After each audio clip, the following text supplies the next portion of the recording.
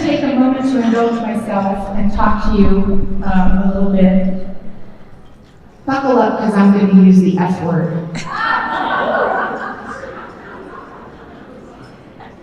And that word is fear. Get your minds out of the gutter, people.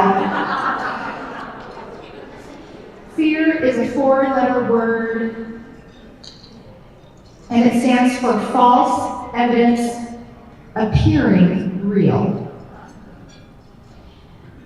I want to tell you a little story. I've been a fearful person pretty much all my life. As a kid, I was incredibly careful, like ridiculously careful. My dad took me skiing once. You know how when you ski, you go up the mountain like sideways on your skis? Well, I got to the top of the bunny hill, I looked down, I thought, if I was intended to have sticks on my feet and slide down the mountain, God would have given them to me. So I walked down the mountain the exact same way. Needless to say, Dad never took me skiing again, and I don't blame him.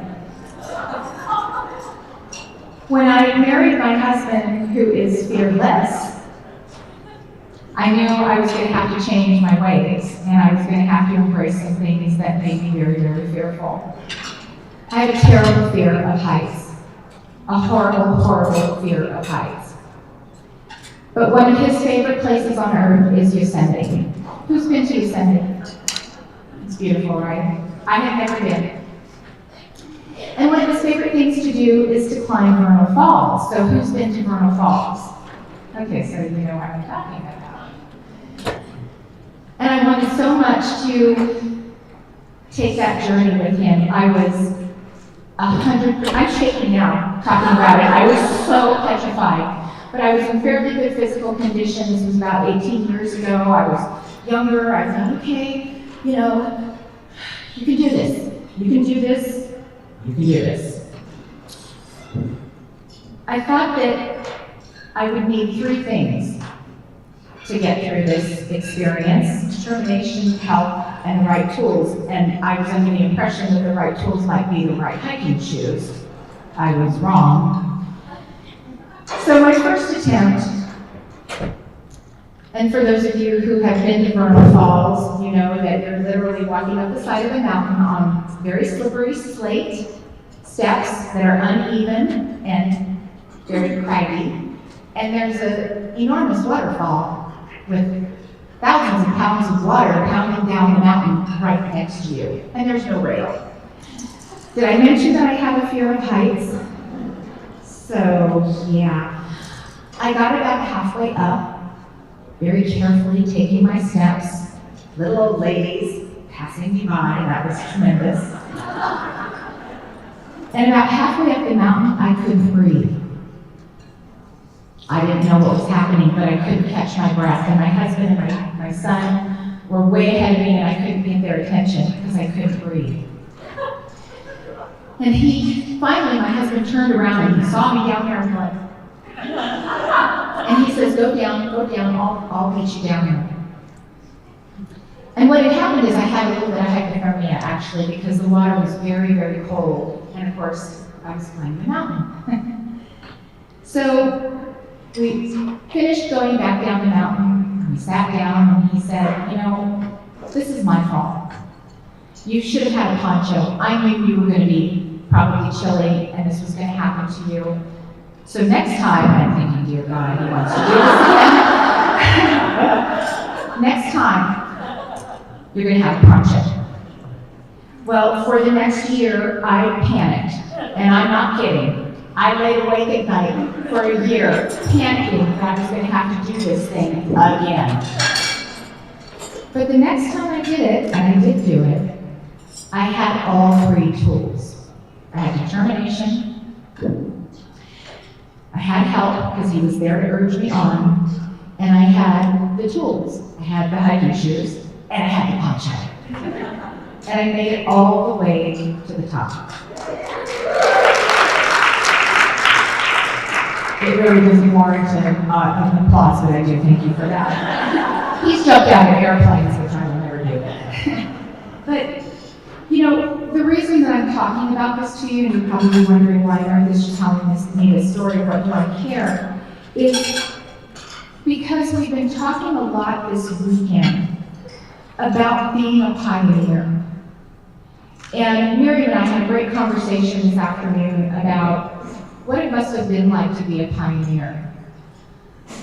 As people moved across this country and had no idea what they were going to encounter, really. Were they going to find water? Were they going to get hit by, unexpected weather? Were they going to encounter indigenous people who maybe didn't want them there? And so it occurred to me that really these three components are so important to you as well. Because one of the things that Danny and I talk about all the time is the amount of fear that we get from people who are in our industry, who are afraid to do the things that I think sometimes you need to do to really break out and be successful. Whatever that means to you, whether it means public speaking, whether it means going to an MD's office or an ND's office and introducing yourself and saying, hey, I'd like to help, let me show you what I can do. Whatever it is that is making you fearful, I want you to think about how you can overcome those fears. And I think that you get the determination, you probably already have that. You need help. Look around you. This room is full of help. This family is full of help. We're here to help. Our board is here to help. And you probably met 5 people this weekend who would be willing to help. And then the tools. The tools are incredibly important. You have to have the right tools to be able to break out, break away from the fear, and make it happen. So whether it's something like, the career development course that NTA has just developed, that actually Miriam was part of developing, that teaches you how to establish your business and really move forward with being an entrepreneur and marketing yourself. Whether it's finding an internship or a mentorship, there was Success Academy. Mary Beth, where are you? There you are, yeah. Mary Beth has a beautiful internship. Mary Sheila, I'm sorry, Mary Sheila, sorry. I'm a little rattled. I told that story, I'm still shaking. She has a great internship or mentorship program where she helps you get that practical knowledge and experience so that you can feel better about busting out. There are so many different tools available to you, and I truly believe that if you have the determination, if you ask for help, get some help, somebody to pull you along like my husband, going up that mountain and turning around every now and then going, come on, you can do it, you can do it. And then having the tools, I know that you'll be successful, and we're here to help you be successful. So, when you go home, I'm going to ask you to do a find and replace. You know how you do a find and replace in Word or Excel? I'm going to ask you to do a find and replace.